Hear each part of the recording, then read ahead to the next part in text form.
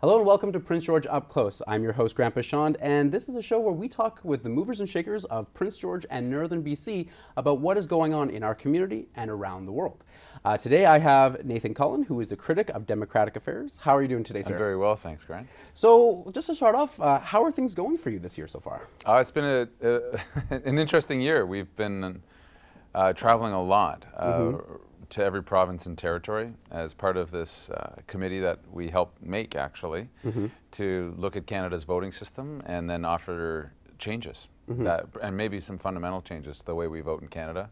I just recently got off the plane from the United States, where I was on a State Department tour looking at the U.S. election and trying to figure out what exactly is going on. And that's also been really changing a lot of my thinking about how politics works, how communities of different interests work, and or sometimes don't. How so? Like, is it just like the working person? Well, the specific focus we had in the U.S. was the role of race and the election. So how do Latino Americans, African Americans, First Nations interact with the political system? How do they get their voices heard, or in many cases don't? And especially with a candidate like Trump, more so than probably Hillary Clinton, those issues were front and center for a lot of people. We hear now talk about them considering a registry for Muslims coming into the country.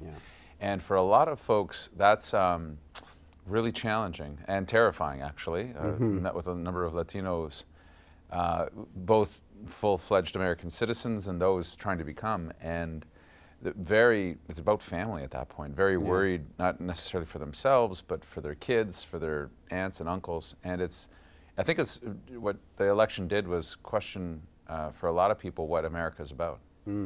And a lot of the international trade deals that we've signed over the last 30, 40 years have not been working for a large part of the American, Canadian, European people.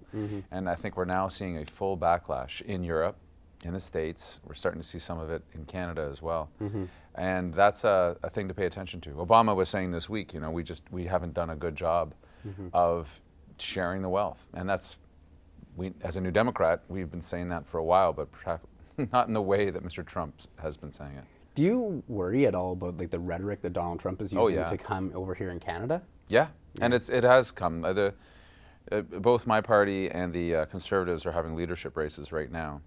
Ours hasn't really started, but the Conservatives certainly have. And they have a couple of candidates that are looking at what's happening south of the border and taking it on fully, saying that we need to, you know, put a Canadian values test on people before they come. And some of this stuff on the surface sounds fine, right? You know, there are values that are shared amongst Canadians, openness, tolerance, those types of things. But there's what we call dogwhistle politics, where there's a signal sent to very specific groups that say, this is about you and this is about making sure that you regain some sort of perceived power that you used to have. Normally white folks, normally people who remember a time in which they didn't have, it just wasn't as it is right now, and they don't like political correctness. There's a whole bunch of backlashes going on that were seen as fringe, but are now much more important because their numbers are significant. So it could, in the next election, could be very consequential in this term, right? Especially with Alberta being the way it is right now, and there being, I think Michelle Rempel said in the House the other day, like 10% in Calgary unemployment right now. So that's do you fear that unemployment to Alberta being kind of a fostering ground for that sort of stuff? Yeah, and so what we would argue is that, and the numbers support this, is that the concentration of money has increased over time. That as the economy has grown, for much of the working class, middle class folks, they haven't seen much of a raise in 30, 35 years, where a lot of people look, you know, remember the financial meltdown of a few years, the banks are going under, houses are being lost, and average working people look at that and say, well, that's terrible because those guys, you know, cooked the books and broke the rules and stole a bunch of money, billions and billions of dollars. And what came out of it? Well, they nothing, right? And they're still doing the same thing. And so people get very frustrated at the so-called elite and don't see their politicians responding in a way that resonates. So that's why you saw, I think, the rise of Bernie Sanders in popularity, Mr. Trump's popularity that took him all the way through nomination and into the White House, and the things we're seeing in Europe. So yeah, Canada has not had that same employment shock. But places, when our natural resource sector starts to grind further and further down, you look at a place like Prince George in the north, we have a softwood lumber problem right now, and we have a president in the going into the White House that doesn't seem all that interested in resolving it. We have a problem, and we've lost a lot of forestry jobs already, and have become much more a raw export economy. Raw export economies, oil, wood, it doesn't really matter. You're at the whim of the market, 100%. And so when the market goes up or is manipulated to go down, you just lose work and families suffer. I want to kind of talk about the difference in Ottawa since when Justin Trudeau's government came in to when Stephen Harper's government left. What has the tone shifted? Is it different, or does it just seem like business as usual? No.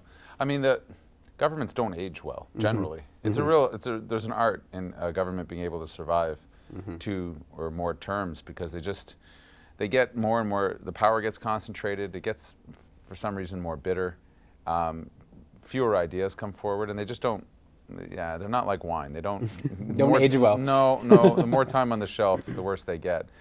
And the tone became particularly bitter with Harper towards the end.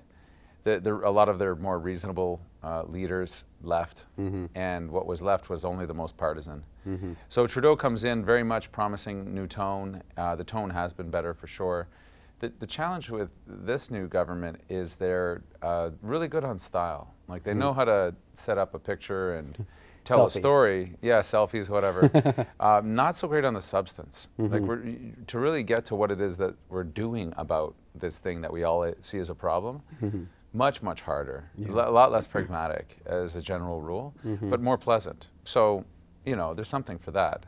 Wouldn't mind seeing, can't we have both? You know, can't we have both a government that's more easy to deal with, but is also getting stuff done? I mean, this is the lightest agenda of bills we've seen in the House in a generation. Like, there's just not a lot going on. Wow. And I guess Mr. Trudeau and his team don't think that that's important. Yet, there's some challenges that we face that we would love to deal with in a more forceful way.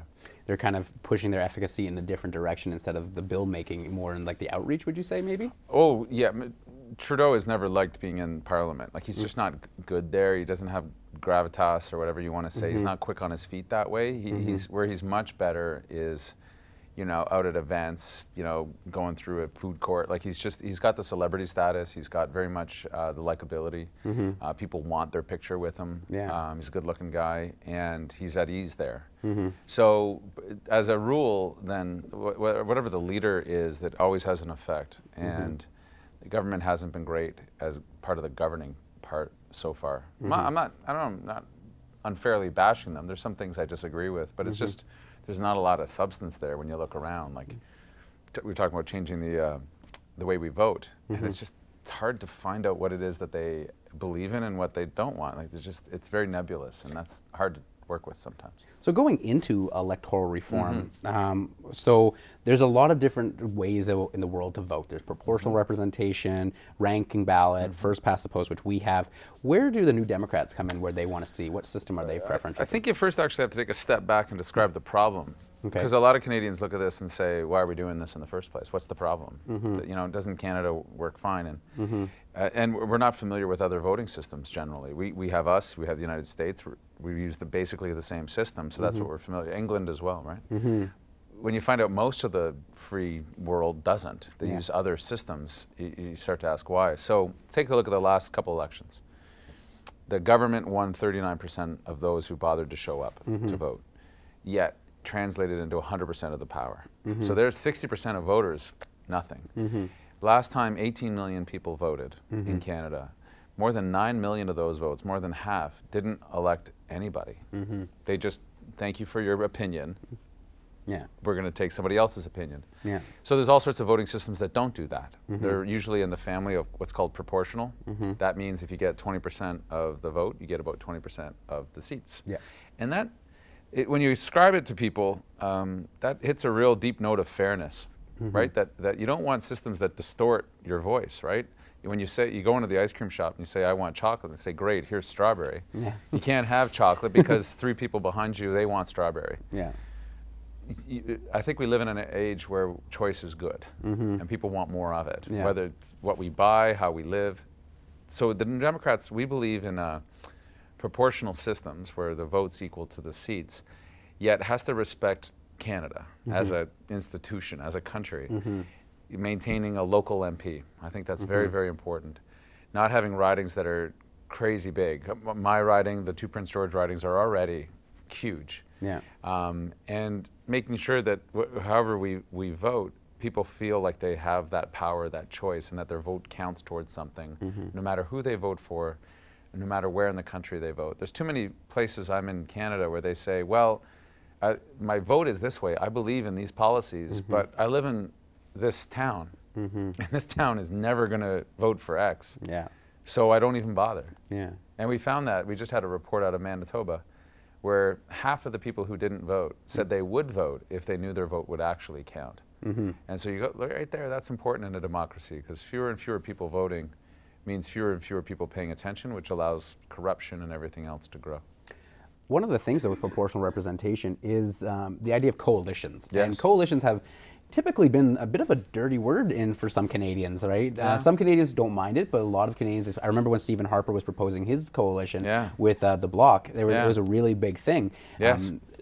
How do we coalitions will be inevitable if we go to proportional representation, probably. What are your thoughts on coalition governments? Well, it's a bit like walking into any town hall, any mayor and council.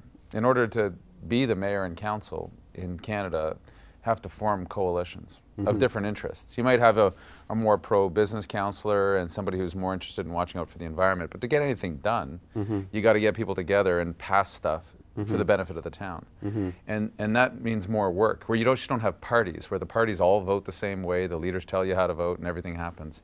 So it's about political culture, I think, your question. We don't have a culture of coalitions. When you're in Germany or France or, well, most of the democratic world, coalitions are normal.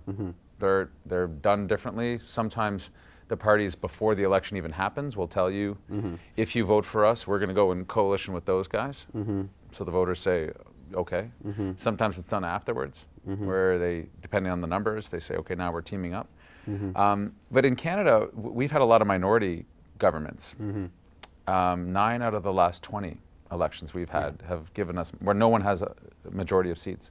And some of our best, most enduring legislation, our social safety net, employment insurance, pensions, funding for post-secondary education, the flag, all of those things came out of times when no one party had all the control, where you had to negotiate and come to a consensus with another group of MPs. It does 2 things. I think it puts a bit of water in the wine. It doesn't concentrate power, but it also gives greater power to each individual MP around the House, because there's just no way to say, well, I'm sorry, I'd love to work on this thing and get this done, but you know how it is. My party's in power and I have to vote the way of the government. And everyone says, yeah, I guess so. As opposed to, wow, every vote's going to matter. Yeah, let me push this. Let me see if I can get something. And I've lived through both. I've been in minority and I've been in majority parliaments. The minority ones are way more fun. Yeah. Oh yeah, because you're just, every day is an opportunity to make change. Every day is an opportunity to try to make another grouping to get something done, and that's better. But with your with the NDP's position on the Electoral Committee, you are pushing now the idea of a referendum now. Not that you were already talking about it before, and now you're holding that position again, alongside with the Conservatives. And the first thing when I heard about the referendum was I was just thinking about Brexit. And one thing is I worry about when we talk about referendums is voter education. Right? We remember seeing Nigel Farage and the bus in Brexit and all the misinformation that came with that. How do we prevent, or how do we make sure that voters are educated on this very confusing issue that is electoral reform? It's an interesting question, because voter education in general elections is really poor as well. Like if you ask the tip, and this was true for me as I was getting interested in politics, but before I was really interested, I would go voting on impression a lot of times. I'd have a feeling about a certain party. There might be one or two issues that really grabbed me, but if you quizzed me on their platform or on the other party's platforms, I would struggle. Yeah. Or how much I knew about individual candidates. We don't do an IQ test or a proficiency test when someone walks into the ballot. But your point is fair, in that you can have distorting the truth is easy, and we find in referendum. Well, we just had one in Prince Edward Island. They did it very interestingly, actually, and this is the model I think that we would consider.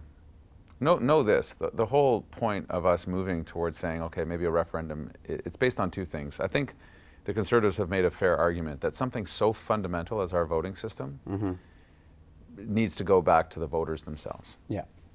That's a good argument. That's a hard argument to argue against. Second, my intention on this committee and us designing this committee and working with the government is how we made it, is that we want a consensus. I think it would send a strong signal to Canadians if all the parties, despite our various interests and wanting to win elections, was able to arrive at a consensus together. I think that's a good goal. That means putting a bit of water in the wine, right? That means not everybody gets everything they want. And so the Conservatives in the Bloc said, this is our bottom line. They made a decent argument. We said we can accommodate that. Now we're reaching across to the Liberals, and the Greens have also said they're fine with the referendum now. The notion of what Prince Edward Island did, though, is they gave voters 5 choices, one of them being status quo, the system we have, and allowed 16 and 17-year-olds to vote, which Scotland did also recently, because they're voting on something that they will be voting age by the time it comes in. So the government said, and I think rightly, you should have some say in that. You're going to be voting in this system. Okay. So the education actually went up quite a bit because kids were involved. Because the schools were studying systems. They were studying different ways of voting, and kids were going home and talking to their parents, which I thought was a great knock-on effect. That's what everyone off the island is telling us right now, is the inclusion of young people in this particular question was really good. It is always, we just watched a US election filled with lies. I mean, bold-faced, easily verifiable lies. And people said, I don't care, right? And that's tough sometimes in politics, where I'm standing across from an opponent who's just making stuff up. And I can Google them in the moment and say, that's not true. And sometimes that's fine, and people say, okay, that's not the truth. And other times people say they don't care. I think you'd have to run a referendum well. You'd have to have Elections Canada do it so it was fair and no one was rigging it. Ideally, we could pass this through Parliament, but I think that an argument has been made that we should take it back. And I think one of the questions that when I've talked with young people and New Democrats here in Prince George, one thing that's come up, especially around you, is the NDP leadership. And a lot of people were looking to you to maybe take the reins. I know a lot of people have wanted, we had Stephen Harper, who was a leader of a big party from the West, but there's not always Western leaders out there. I know you said that you're not going to be doing the leadership, you're not going to be pursuing it. That's right. May I ask how come? And will you ever want to maybe go take the shot at it? Well, I remember years ago I came out of a press conference and one of the reporters said, you know, don't you want to run for leader one day? And I said, oh no, never. I've seen the job up close. It's not. I mean, if what feeds you is people chanting your name, then great. It's a great job because people chant your name. Right? But if that fills you up, that doesn't fill me up. I don't get excited by that. And it's tough. It's tough on people. I've seen it. It's a bit of a meat grinder. It's hard on families. I have huge respect, regardless of party. I had respect for Mr. Harper, for Trudeau, and the leaders that I've been around, because I think there's a huge cost. There's amazing benefits. This time, because I ran for leader 4 years ago after Jack died. To finish the story, I came out of this press conference saying I would never run, and Jack was there, just happened to be in the room, and he took me aside and he said, never say that. Never say never. And I was like, Jack, look, I've seen you do your job, man. You're great. I don't want it. And he said, yeah, but you don't know. You actually don't know what you're going to think in the future. You'll make change. And he was right, as it turned out, because I did run for leader. This time, though, my kids are pretty young. I got twin boys who are 6, and more that plus you got to find a lot of fire for this. For politics in general, it's got to be a vocation. It's got to be a calling. To go to the step of leader, it's completely vocational. It's your life, and it has to be, and it should be. That everything you live, breathe, and eat is this. Big country, and where the Democrats are right now, because we just had this really tough loss. is going to require a huge amount of effort to just restore that progressive energy back and be ready in the next election if Mr. Trudeau doesn't come through on those promises he made on things like democratic reform, on the environment, on women's issues. And it's not that I don't think we can win, because I do believe we can. It's whether I'm the right person to do it. And I just know you have to have full heart to do it. So not no, possibly maybe down the road? Not never, but not now. Not now, okay. Yeah. And I guess maybe to kind of bring it back to what Donald Trump was, fossil fuels and the wood industry is the Western world out here. We have softwood lumber, we have the oil industry in Alberta, yet... let me throw in some salmon there for a second too. We have a pretty multi-billion-dollar salmon economy on the West Coast that matters. Salmon as well. Yeah. And we hear Donald Trump using all this rhetoric about NAFTA and pulling back and hitting it. Where do we go from here? Here's the strange thing. He wasn't really talking about us. No. No. 99.9% of that conversation was about Mexico. And I think Mr. Trudeau has actually made a mistake. One of Trump's advisors is saying this now, that Trudeau responded soon after the election of Trump and said, great, let's renegotiate NAFTA. That's not the way you really want to enter a negotiation, particularly if you're not the party interested in doing it, right? Because you just kind of put your cards on the table and the other person can read your cards now. NAFTA, I would make an argument that there's pieces of NAFTA, Chapter 11, there's sections of that deal that have not been good for Canada. You look at the softwood lumber dispute, NAFTA was supposed to make that never happen, right? Wasn't that the idea? Free trade? Well, we've been trying to trade our lumber, and for 10 years now, the Americans have been suing us, and we've been winning. The last time we quote-unquote won, we left a few $1 billion on the table in illegal tariffs, which now the Americans are using our own money to sue us again. Yeah. So any trade deal with someone as powerful as the U.S. is always got to be just super muscular on avoiding their local politics. Remember the Buy America policy? Anything that happens has to come out of an American steel mill, American lumber mill. Well, it's anti-free trade. Yeah. It didn't matter. It was bad policy, but great politics. The Americans didn't care. Sue us. And so we did. And we won, but not really. So anyway, to NAFTA, to energy, Trump's, I don't think he's fixated on that, but he is coming out of a mood that is very anti-globalization, which is interesting because it's coming from the right. Most people associate anti-globalization with protesters in Seattle and all that sort of stuff with the left. This is the right-wing version of it. Yeah. And it's got with it, though, a bunch of xenophobia and racism along for the ride. Like, you got to stand back and say, the President of the United States has just been elected and was endorsed by the KKK. And of course, he rejected that endorsation and all the rest of it. The fact is, they're happy he's there. So he stirred up some very deep and troubling parts of American history, which are American reality today, that are not going to go away easy. And it does feel like America just bought into a whole package of things, some of which I think they're going to come to regret.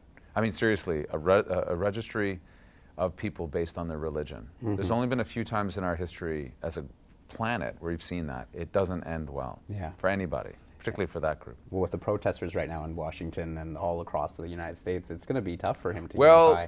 People got this so wrong, right? And I was one of them. My gut, being in the States, was like, man, this guy's got a real chance. My head was like, no, come on. They're not gonna put a reality TV star in who's a bad businessman who says these horrible things about all sorts of people and does horrible things. There's no way. And yet, the backlash against the system was so strong, and the Clinton campaign ran, I think, a poor campaign. I mean, the director of the FBI didn't necessarily help, but yeah, that's one for the record books. This one's going to be studied by political science people for a long time. A long time. Try to understand what happened. So I guess my last question is, what's one thing that you're looking forward to? There's 2 more years, I think, in this. Three more years? Yeah, 2019. 2019. So we got 3 more years in the Canadian government, and new government in the United States. A lot of things going on. An election here in British Columbia in 2017, where NDP and Liberals are going against each other.